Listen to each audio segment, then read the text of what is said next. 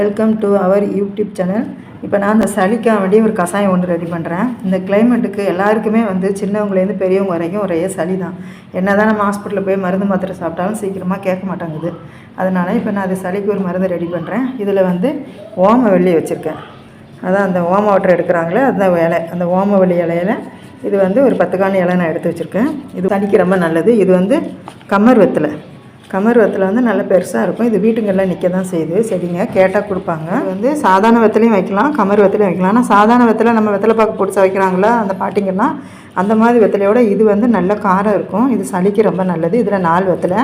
இந்த வெத்தலையில் நம்ம என்ன செய்யணும், இந்த காம்பையும் கிள்ளிடணும். அது மாதிரி இந்த முனியும் நம்ம எடுத்துகிட்டு நம்ம கழுவி செய்யணும். இது 2 ஐட்டம் இப்போ எடுத்து வச்சுருக்கேன். குப்பைமேனி இலை. அந்த இலை இந்த மாதிரி இருக்கும். சில பேருக்கு தெரியலன்னா இந்த மாதிரி பார்த்துக்கலாம். இது எல்லா இடத்துலையுமே நிற்கும். ஒரு தோட்டத்தில் நிற்கும், சும்மா வீட்டு வாசலில் கூட ஓரமாக கூட நிற்கும். காலியான மனையில் நம்ம இந்த மாதிரி கிள்ளி இதை எடுத்து போட்டுக்கணும். அதை தான் நாங்கள் இப்போ கிள்ளி வச்சுருக்கேன். இதை காட்டுறதுக்காண்டி நான் ஒன்று எடுத்தேன். இது கூட இந்த குப்பைமேனி இலையும் நம்ம சேர்த்துக்கணும். குப்பைமேனி ரொம்ப நல்லது, சளி இருமலுக்கலாம். இதோட 3 பொருள் ரெடி பண்ணியாச்சு. இது கூட துளசி இலை. துளசி இலை இந்த வட்டை துளசின்னு சொல்கிறாங்க. அந்த துளசியும் சளிக்கு நல்லது தான். அப்புறம் இன்னொன்று இந்த கத்திரிப்பு கலரில் பூ பூக்கும், அதுவும் சளிக்கு ரொம்ப நல்லது. எந்த துளசியாக இருந்தாலும் பரவாயில்ல.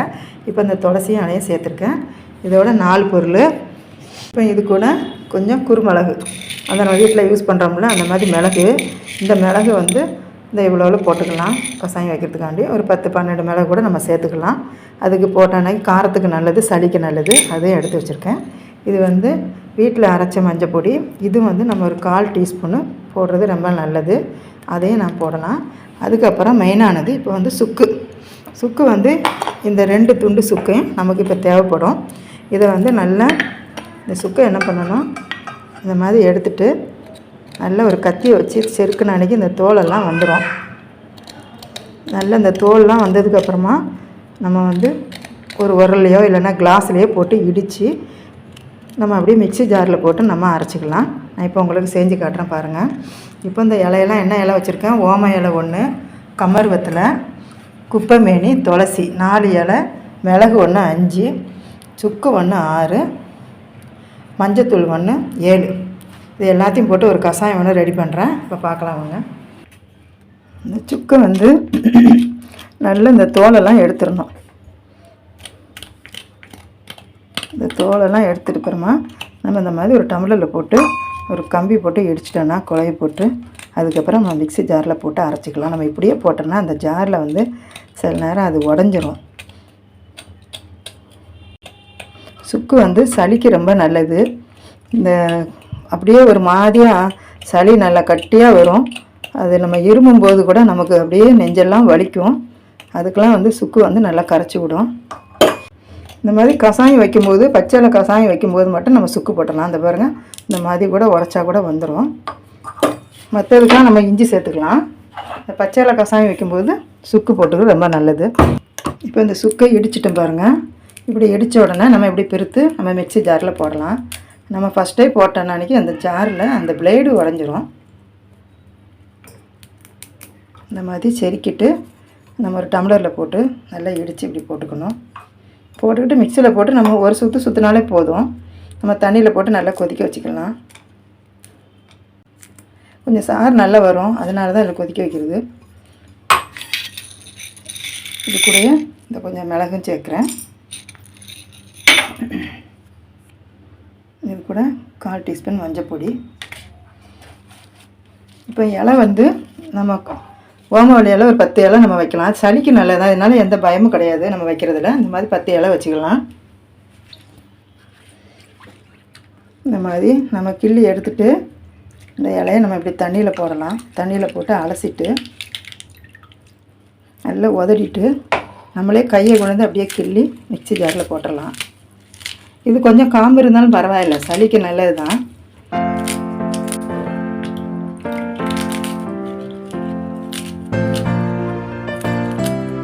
இது நம்ம பெரியவங்க நாளைக்கு அப்படியே பிச்சு கொஞ்சோண்டு எடுத்து சவைப்பாங்க. சின்ன குழந்தைங்களாம் அதை திங்க மாட்டாங்க அந்த மாதிரி.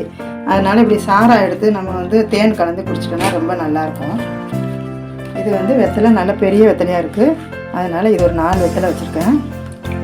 இந்த வெத்தலை கிடைக்கலன்னா கடையில் விற்கிறாங்கல்ல, வெத்தலை போடுறாங்களே, அந்த வெத்தலை கூட நம்ம யூஸ் பண்ணிக்கலாம். இதையும் அதில் கிள்ளி போட்டுடலாம்.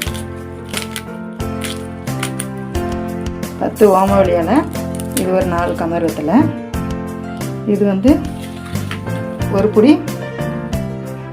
குப்பைமேனி இலை, ஒரு புடி துளசி இலை. இது வந்து நம்ம இவ்வளோ ஒரு புடினா இவ்வளோ இருந்தால் கூட பரவாயில்லை. துளசி இலை இவ்வளோ, குப்பைமேனி இலை இவ்வளோ இருந்தாலும் பரவாயில்லை. சளிக்கு நல்லதுதான். இதனால் அதிகமாக வச்சா எதுவும் பண்ணுமோலாம் எதுவும் பயப்பட வேணாம். இது ஒன்றுமே செய்யாது. இப்போ எல்லாத்தையும் கழுவியாச்சு. நம்ம மிக்ஸி ஜாரில் போட்டு ஒரு சுற்றி ஓட்டி எடுத்துடலாம். எடுத்துட்டு நம்ம ஒரு செம்பு தண்ணி நம்ம ஒரு பாத்திரத்தில் ஊற்றி இதையும் போட்டு நல்லா கொதிக்க வைக்கணும். அவ்வளோதான். இப்போ நம்ம மிக்சியில் போட்டு அரைச்சிடலாம். இப்போ அதை ஓட்டியிருக்கேன் ஒரு சுற்று. இதில் கொஞ்சோண்டு நம்ம இப்போ நீர் சேர்த்துக்கலாம். தண்ணி சேர்த்து இப்போ அரைக்கலாம். தண்ணி போட்டோன்னா அப்படியே உள்ளே போயிடும். நம்ம லேசாக கையை வச்சு இன்னொரு சுற்று. இப்போ பாருங்கள், இந்த கஷாயம் ரெடி ஆயிடுச்சு. நம்ம ஜாரில் தண்ணி ஊற்றாமல் போட்டோன்னா ஒரு சுற்று சுற்றினானிக்கு நமக்கு வந்து அதெல்லாம் கொஞ்சம் அரைஞ்சிடும். அதுக்கப்புறம் ரெண்டாவது கொஞ்சோண்டு தண்ணி ஊற்றினேன். திருப்பி கொஞ்சம் அது கையை வச்சு தள்ளி விட்டேன். இந்த மாதிரி கொஞ்சம் கொருண்டு இருந்தால் போதும். இப்போ நம்ம இது இந்த அளவுக்கு இந்த செம்புக்கு ஒரு செம்பு தண்ணி இதில் சேர்க்கலாம்.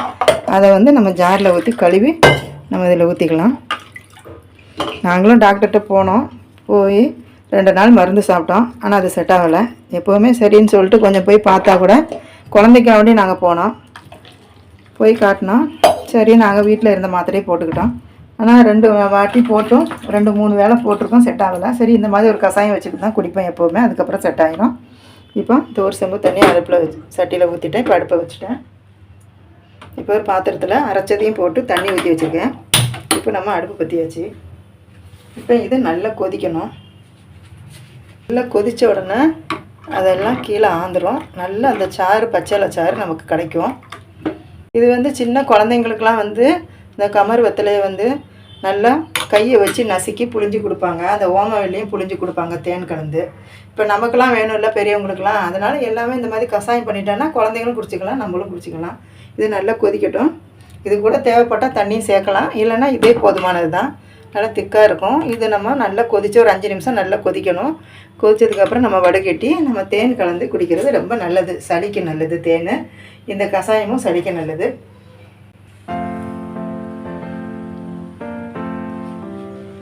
பாருங்கள், அந்த கஷாயம் நல்லா கொதிக்குது.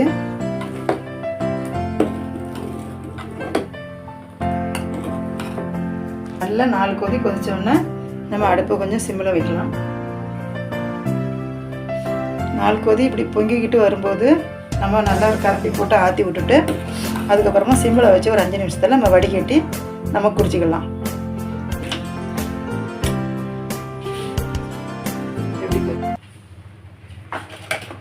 இப்போ அந்த கஷாயம் 5 நிமிஷம் ஆச்சு. நல்லா கொதிச்சுட்டிங்க பாருங்கள். நல்லா கொதித்து சாரெல்லாம் நல்லா வந்திருக்கு. நம்ம இப்போ அடுப்பை ஆஃப் பண்ணிடலாம். கொஞ்சம் ஆறுனப்புறமா நம்ம குடிச்சிக்கலாம். ஒரு 2 நிமிஷம் ஆகட்டும். இப்போ இந்த கஷாயம் ரெடி ஆயிடுச்சு. இந்த கஷாயத்தை நான் இப்போ வடிகட்டுறேன். சளிக்குள்ள துளசி, ஓமவல்லி, கமர் வெத்தலை, குப்பைமேனி இலை, சுக்கு, மிளகு, மஞ்சத்தூள். இது நம்ம அரைச்சி போட்டனால கொஞ்சம் திக்காக இருக்கும். நம்ம கரண்டியை வச்சு நம்ம அந்த இலையெல்லாம் கொஞ்சம் எடுத்துக்கிட்டு நம்ம வடிகட்டணும். நல்லா வெந்த உடனே இலை வந்து அப்படியே அடைக்கும். நம்ம ஒரு கரண்டியால் தான் கொண்டு ஊற்றணும். அப்படியே வந்து சாய்க்க முடியாது, வடிகட்டியில் இறங்காது. ஒரு கரண்டியை போட்டு நம்ம மொண்டு இப்போ ஊற்றிக்கலாம்.